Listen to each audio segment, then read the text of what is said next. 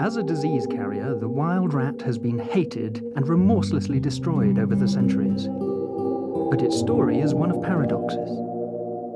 In recent times, the lab rat has been the key to many medical advances. The old enemy has saved many lives.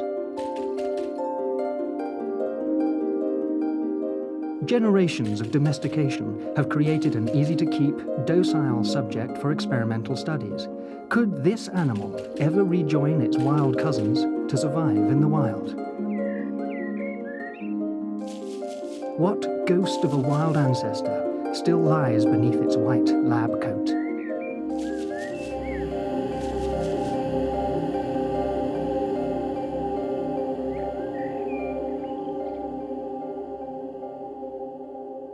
In the beginning was the wild rat.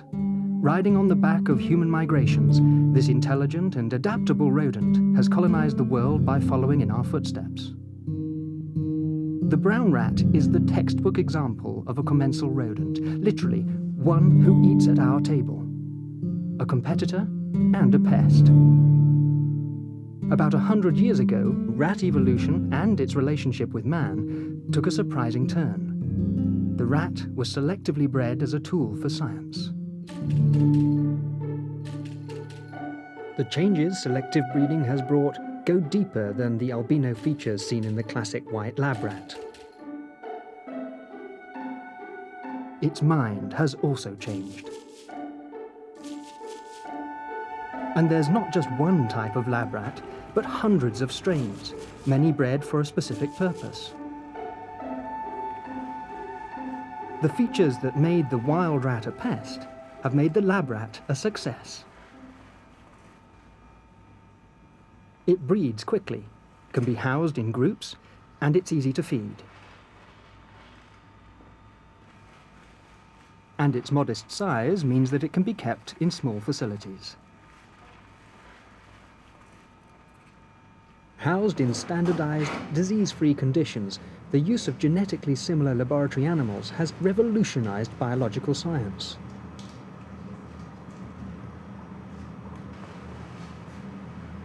Scientific papers on laboratory rats accumulate at the staggering rate of 1 per hour. As a tool, a model, to understand mammals, the rat has opened the door to many a discovery, from biochemistry to psychology, where it can be trained to perform complex tasks. But it's all too easy to forget that rats are the sophisticated product of millions of years of evolution in a habitat far more demanding than this.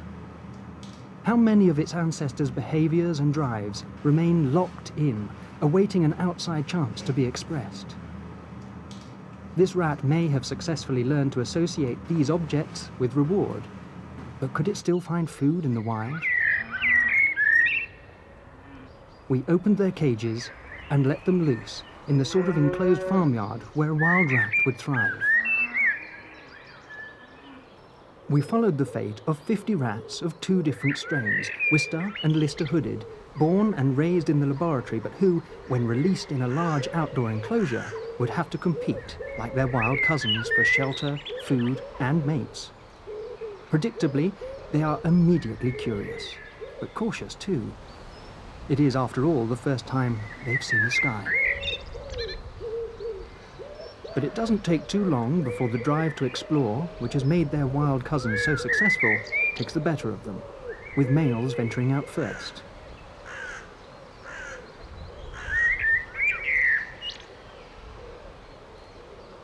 The rats from the hooded strain are more exploratory, ready to venture into the unknown quicker. And they take a welcome opportunity to visit the white females in the other boxes.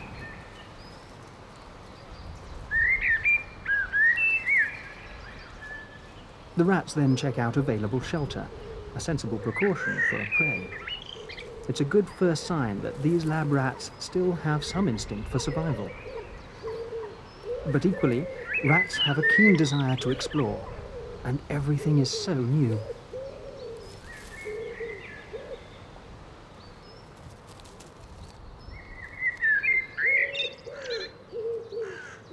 Even climbing is new, as laboratory rats are traditionally housed in a two-dimensional world, and they investigate the ladder with hesitancy.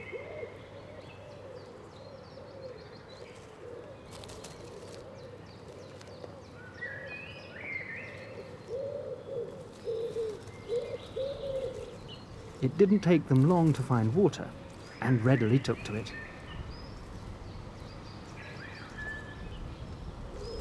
Rats require a great deal of water, and they often stop for a drink between bites if they can.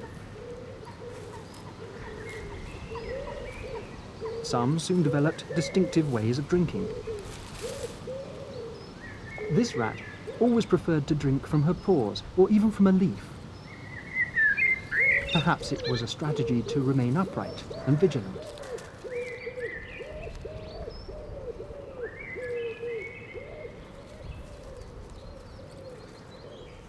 It's not long before the rats are introduced to yet another new experience, for which they were perhaps less well prepared: a summer storm.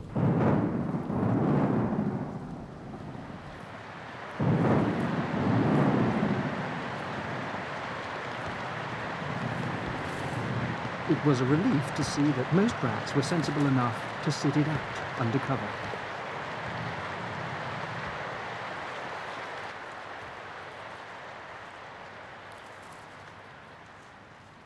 It's only been a few hours, but the rats have already adopted a hopping gait characteristic of wild rats.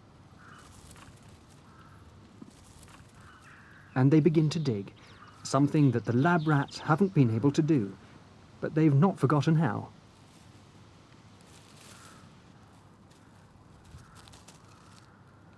The rats' first day of freedom for 200 generations has been successful. But now we must leave them alone to spend their first night in their new home.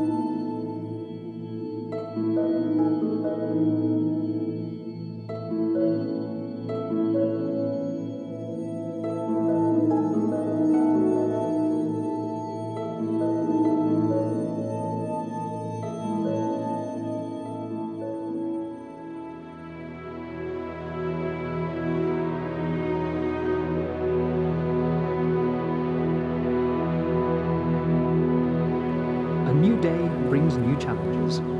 They're faced with foods that they've never encountered before, a buffet quite different from the homogenized pellets that they've been raised on.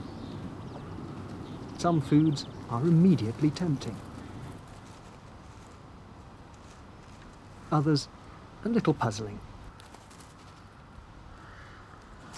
Rats are omnivores, and their willingness to test a wide range of foods has contributed to their success. New foods are the key to new situations and environments. But this leads to a problem. Not everything that looks like food is edible, and some are potentially lethal. Rats show typically a conflict of motivation, keen to test new foodstuffs, but cautious. This is the Omnivores Paradox, a dilemma that rats share with humans. Wild rats have evolved a range of solutions to the Omnivores Paradox. Would lab rats still use them? Being social is one such solution. By checking what other rats do, members of the colony can learn from each other. This hooded rat has already discovered the rewards of blackberries. Very soon, her breath and coat are impregnated with this new smell. Other rats are sensitive to this and follow this hooded pioneer.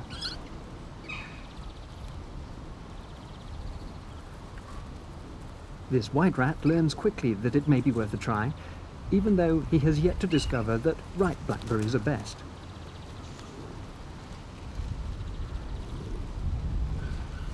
But how can it tell that a particular food might be bad?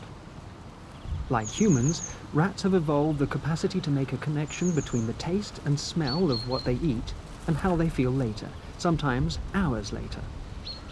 The ability to learn despite this time delay was a surprise when it was discovered.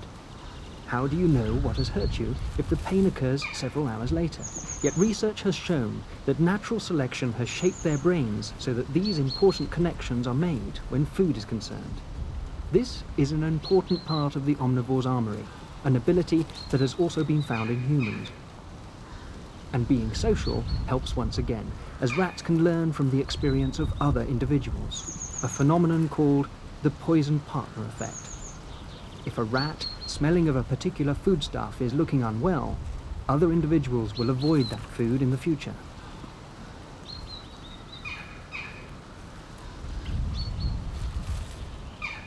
Eating isn't the only problem.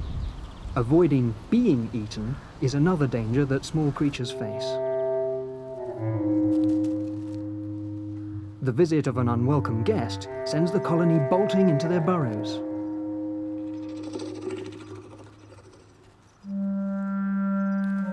But rats don't need to see a cat to appreciate the danger. They've evolved an innate aversion to cat odours. It makes good sense to stay away from areas visited by such formidable predators. And despite generations that have never encountered a cat, these rats still show this innate aversion. Not all the rats witnessed this cat's visit, yet our whole colony stopped venturing out to take food for the rest of the day, preferring instead to rely on stored foods until they judged that the danger had passed. One way that mammals avoid predation is to come out at night. Rats are naturally nocturnal, and as the weeks progress, the colony is becoming increasingly active after sunset.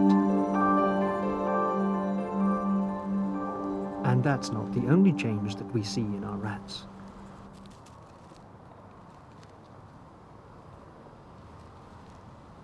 Where once they were hesitant, they've become very agile.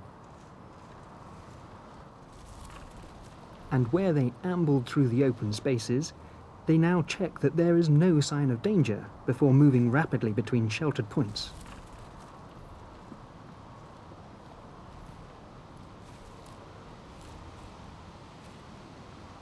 They've built a comfortable and complex series of burrows and corridors. The preferred spot is the straw bales, the rats' equivalent of luxury apartments.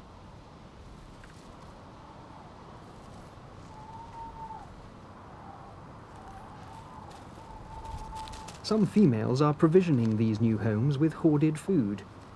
These laboratory rats have never lacked food, but here their wild instincts dictate that they lay in provisions. There may soon be more mouths to feed.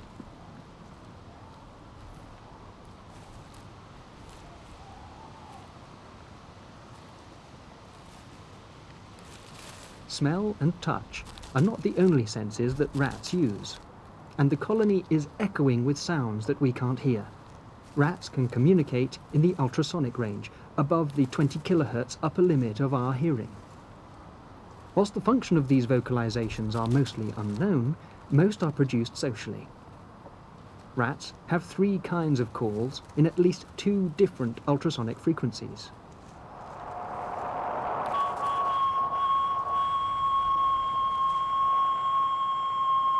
This long 22 kilohertz call, whose frequency has been lowered to make it audible, can be emitted by subordinates and may express fear or even pain. At other times, it may be used as a warning or an alarm call. It's also emitted by females prior to mating and by males after ejaculation. 2 other types of calls operate at even higher ultrasonic frequencies, in the 50 to 100 kilohertz range. This call is heard in a mating context, often when males follow females. In some cases, it seems to make the females more likely to be sexually receptive.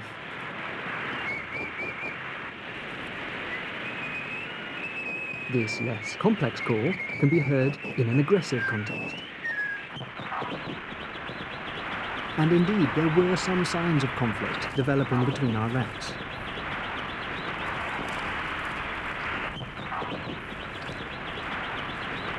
Lab rats have been bred to be docile, but there were signs that a pecking order was emerging. The larger rat is usually the winner of such aggressive interactions. Thereafter, the subordinate will simply give way to its superior. Such a pecking order can be remarkably stable, with individuals remaining dominant over rats they've beaten in the past long after they've outgrown them. The subordinate may accept the status quo because there's more to be gained by accepting a subordinate status than risking an all-out conflict. Aggressive escalation amongst rats is rare. Resolving conflicts is part of being social, and our naive rats have formed a complex and efficient colony, which is now thriving. They've transformed their habitat too. Finding important features in the environment is now made easier by the presence of runs. Like so many arteries, those rat-made runs allow easy access to places of interest, such as food sources, burrows, or shelter. They're like motorways, conveniently the width of an adult, and the rats zoom through them at great speed. A rat can become so familiar with its pathways that it doesn't even have to look where it's going, and that's a mistake if a new obstacle has appeared in its path.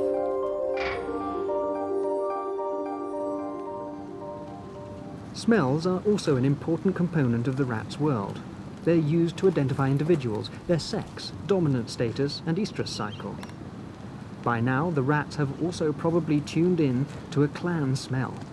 A wild rat visiting the colony produces great excitement. This mixture of aggression and fascination isn't only because he looks different. His smell doesn't match that of the clan.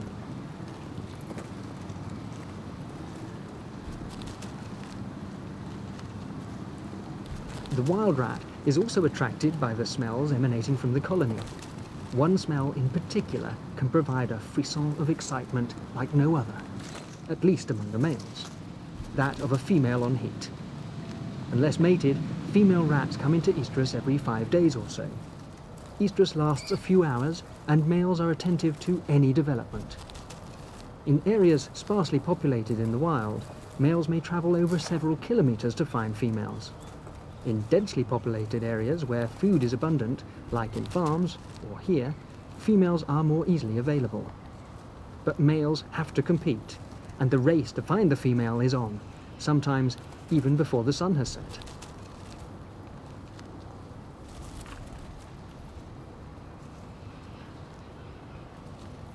But the female doesn't make it easy.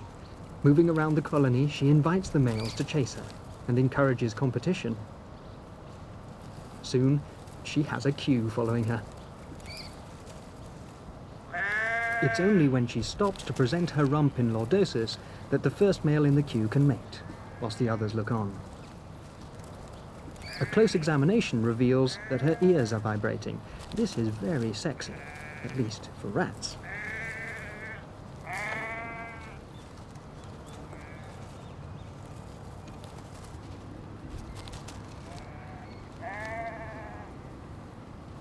After the male has copulated, he licks his genital area whilst the female moves on, followed by the rest of the horde.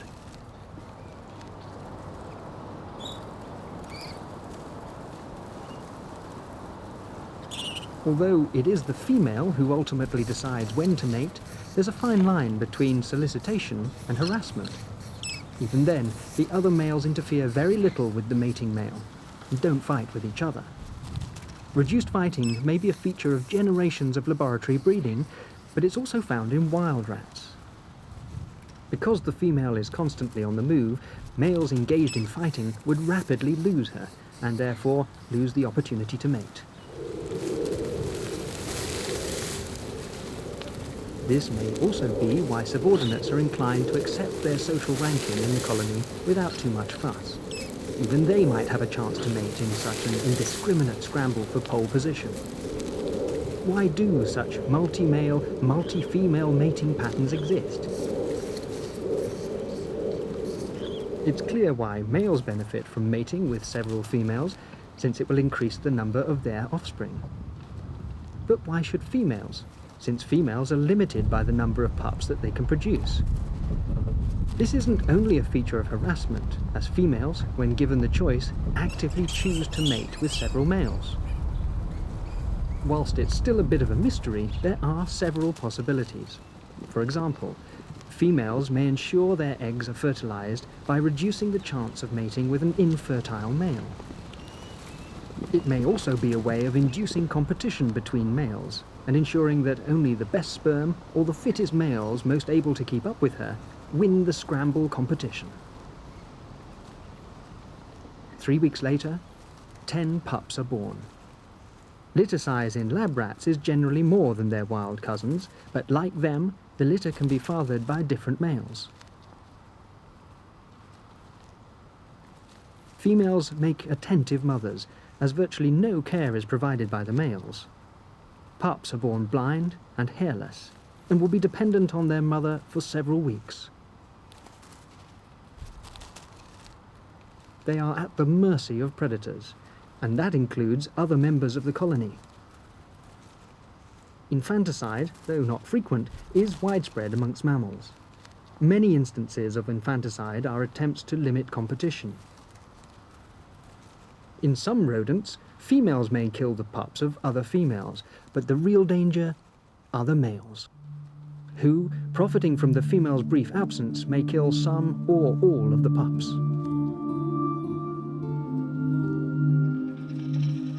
This infanticidal male is probably not the father of this litter, as males are less likely to attack the litter of females with whom they've mated. However cruel it may seem, it makes biological sense, of course, as these pups will never compete with his offspring. Perhaps it's because of this biological equivalent of a protection racket that females accept, indeed solicit, mating with several males. In the mating frenzy, the males can't be sure that at least some of the pups are not theirs. The ruse appears to work, as this was the only incident that we observed during the filming.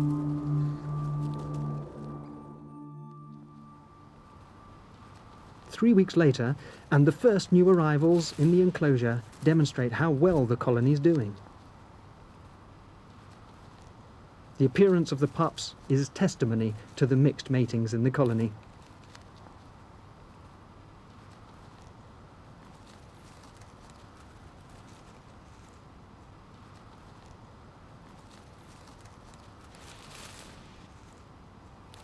Within 3 weeks, the pups are able to feed by themselves, but first they have to decide what to eat.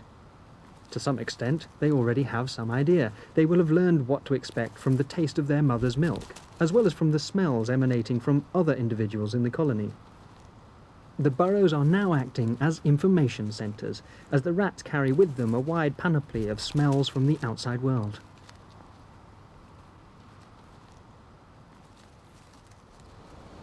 And following along after their mother is useful too.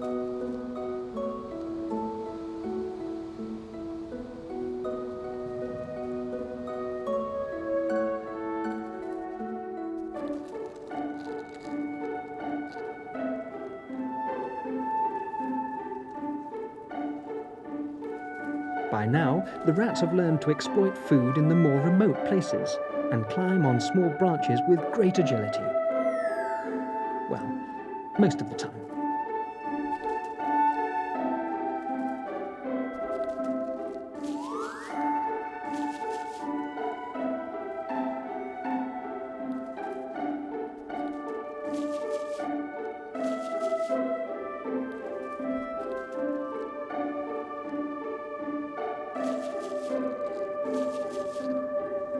The rat diet has also become far more varied than the food pellets that were their staple in captivity. An apple, a snail, a stray egg, even a dead bird. All were devoured by the colony. But this diversity poses a problem since foods vary in their nutrient content.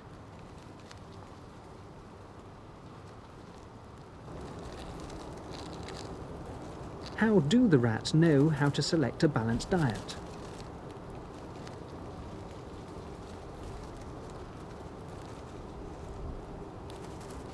They're helped by another ability evolved by their omnivorous wild ancestors.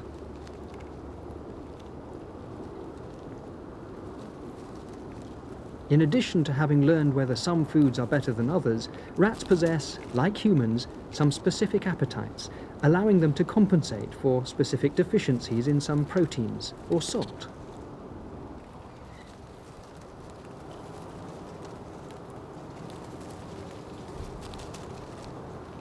The colony did differ markedly from wild rats in at least one aspect, though. Despite their increased caution, they remain less fearful of novel objects than their wild counterparts. a feature called Neophobia. It's been said that paranoia in wild rats is a sign of a good grasp of reality, but lab rats have become less suspicious. You wouldn't catch a wild rat so easily.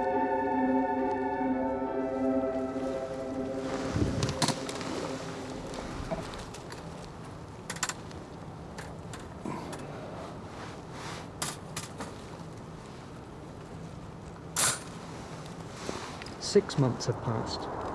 The colony is now thriving, and the burrow complex has been extended. Fermentation in the straw, triggered by the ammonia from the rat's urine, is even keeping them warm. As the colony now watches the approaching winter nights from the close comfort of a centrally heated accommodation, it's clear that our laboratory rats, initially naive and hesitant when released, soon gelled into a structured and complex society. It didn't take them long, when given the opportunity, to resolve successfully many challenges in ways similar to their wild cousins. Clearly, many wild instincts remain. Understanding how much of the wild rat remains hidden is relevant when housing them. It's also relevant when designing experiments. Even the most causal of scientists, exclusively interested in mechanisms, are, in a sense, studying the product of evolution. And we may have taken the rat out of the wild, but clearly we haven't taken the wild out of the rat.